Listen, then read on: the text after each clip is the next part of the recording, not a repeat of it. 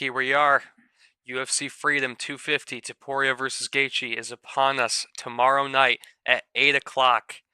This card, man, it's pretty solid. I'll say that much. It's pretty solid. However, with the way they were hyping it up, I thought it would be better. I'm not going to complain. It's a fucking great card. I'm going to have a great time watching it. There's a lot of really great fights on here. A lot of sneaky underdog picks. Maybe not a lot. Maybe like one or two. Some sneaky underdog picks on here.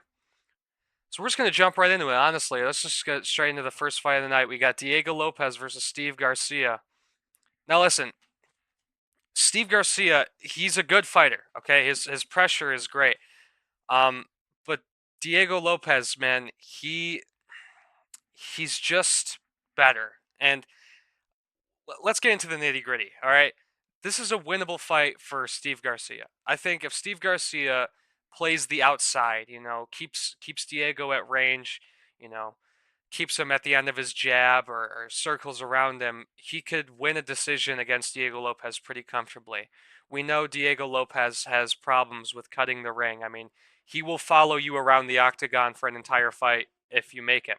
He's not going to cut off the ring and get to the location you're trying to get to before you. But Steve Garcia, he doesn't do that. He likes firefights. He puts on crazy pressure and he leaves himself to be hit.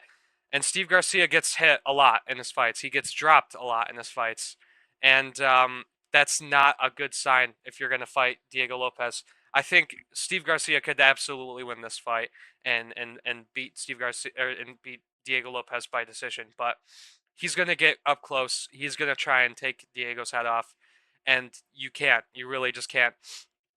I mean, we've seen Diego's chin get cracked a little bit by Volk and by Gene Silva, but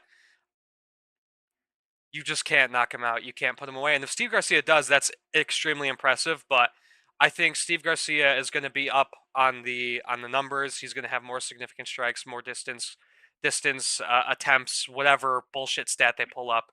Steve Garcia is going to be technically winning the fight, and then he's just going to get caught coming in against Diego, and Diego's just going to put him out. And that's my prediction. I'm pretty confident in that. Steve Garcia, he likes a sloppy fight. He likes a crazy dog fight. And you just can't fight like that against Diego Lopez. He's going to win. Every time you try to come at Diego Lopez and try to initiate a dogfight, he's going to win. 10 times out of 10, he wins that. We saw it with Gene Silva. I mean, Gene Silva, he had the advantages on the outside. He had the advantages when he wasn't charging in on Diego Lopez. I mean, when he was at range and picking Diego apart, he had a lot of really great and concerning success. I mean, I'm a big fan of Diego Lopez, and I was really nervous watching. I thought we were about to see him get KO'd. But the moment he started to let caution go and coming close to Diego, he got put away. And it's just the way it goes. When you try to charge forward against Diego Lopez, he's going to find you and he's going to knock you out. You have to be very educated with your distance closures like Volk is. So I got Diego Lopez, probably late round 1 KO. I think this is going to be a pretty quick one. This is going to be early finish, and Diego's going to put Steve Garcia away. Ooh, whoops. On to the next one. We got Bot Nickel versus Kyle Dawkins. This is the sneaky underdog pick of the card. I'm pretty confidently going with Kyle Dawkins in this one. Kyle Dawkins had a iffy first run in the UFC, went back to some lower level promotions and started putting people away.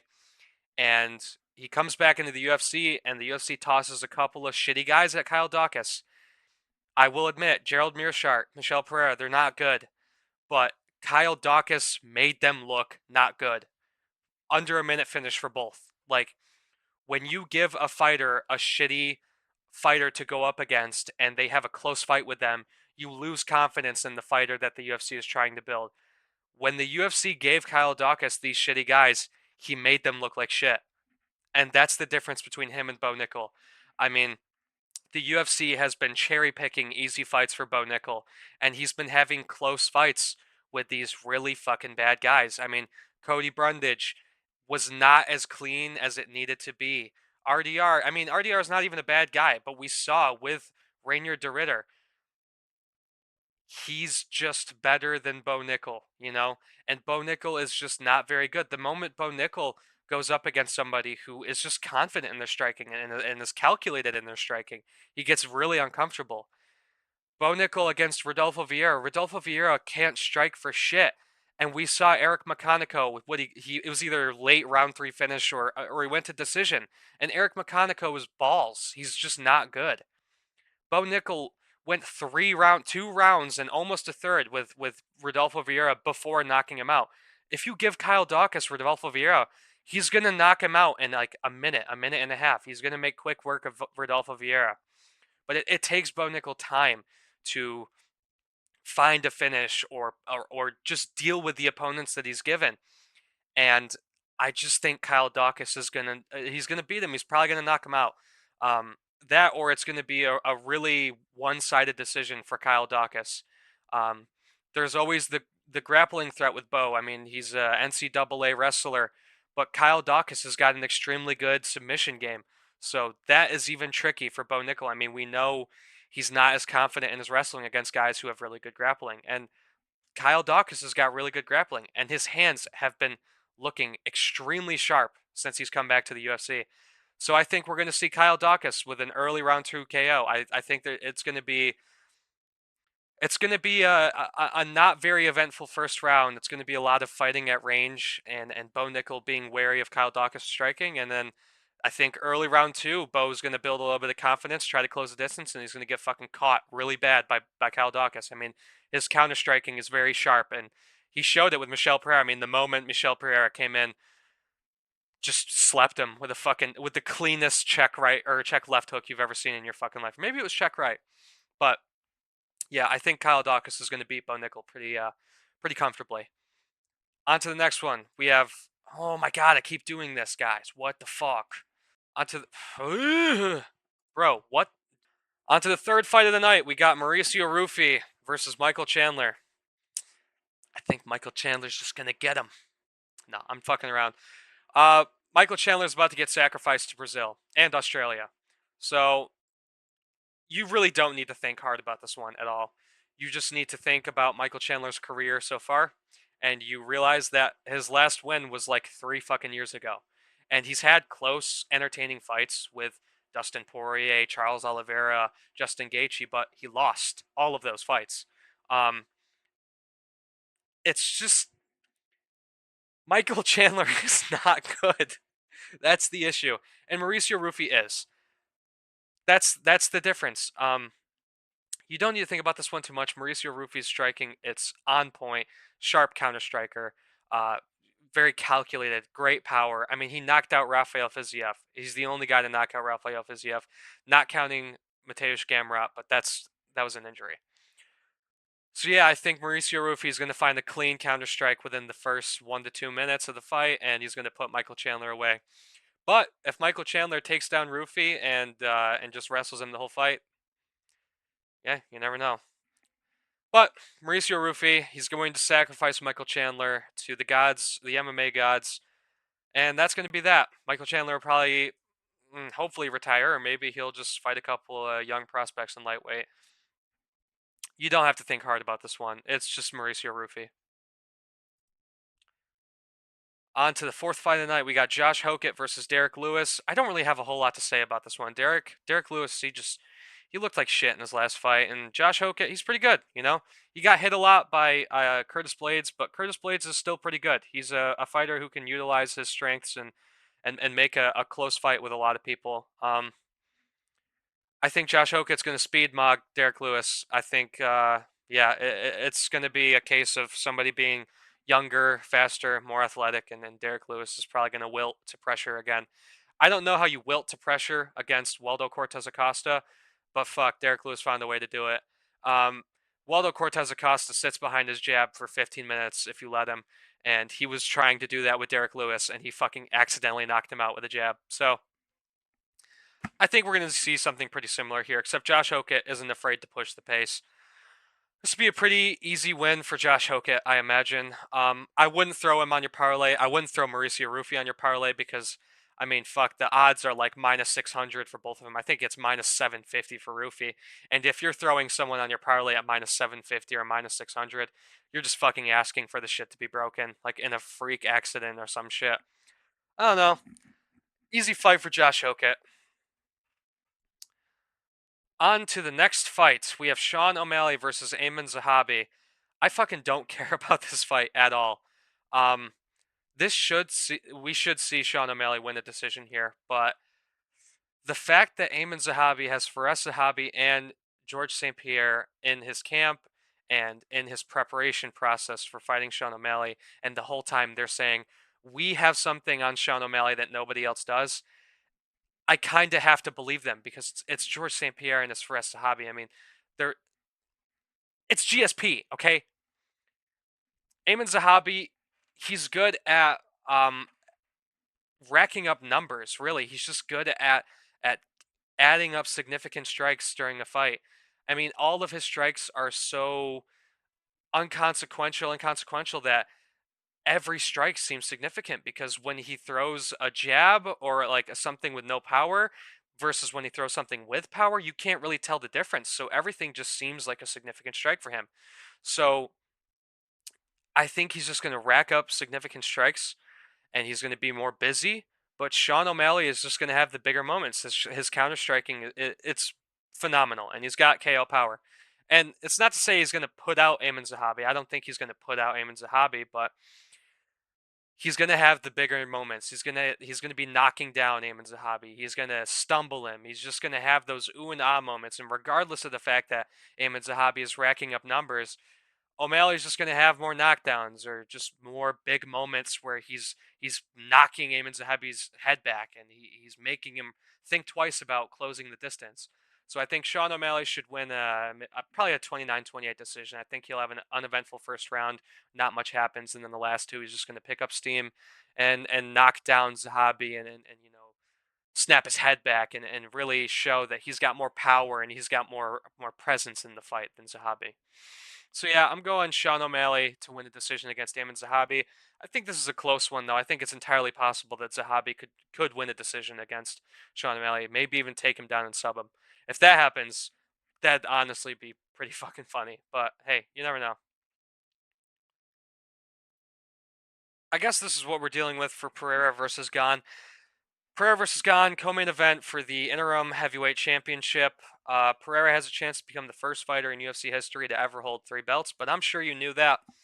Um, you just can't think too hard about this one. Pereira is going to beat Gane, and I don't know when it's going to happen. Like, I don't know if it's going to be early knockout or a decision, but Gane's got a good jab, and that's it. His boxing is not very good, and he's fought against tubby heavyweights his whole career. So he's never had to deal with shit like head kicks or anything with any actual thought process behind it. He's just fighting blobs. And Pereira has fought athletic, fast, good strikers his whole career, Knocked out Israel Adesanya. To be fair, did get knocked out by Israel Adesanya. Knocked out Sean Strickland, the current middleweight champion. Knocked out Magomed Ankalaev, former light heavyweight champion. Knocked out Yuri Prohaska twice, former light heavyweight champion. All these guys are quicker and more technical. Maybe not Yuri, but more technical than Cyril Gane. And Cyril Gane is just not prepared for the level of technique that Pereira is going to present in this fight. And on top of that, Pereira's got the fucking death touch. So if Gane is too willy-nilly going into an exchange, he's going to get fucking slept. I don't have too much to say about this fight. You just can't think too hard about it. I know it's pick'em, but you just have to look at it and be like, yeah, Pereira's going to win this. And I hope he does. I think he does. It'd be fucking awesome if he does. That's where I'm at. I really need Pereira to win this fight. Pretty much my whole night is riding on whether or not Diego Lopez and Alex Pereira win. But hey,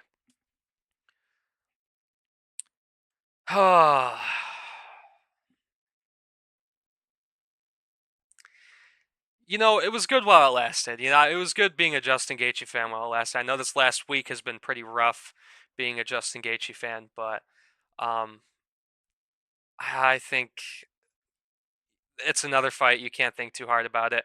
There's some issues that Gaethje could present to Topuria, but he's just not going to.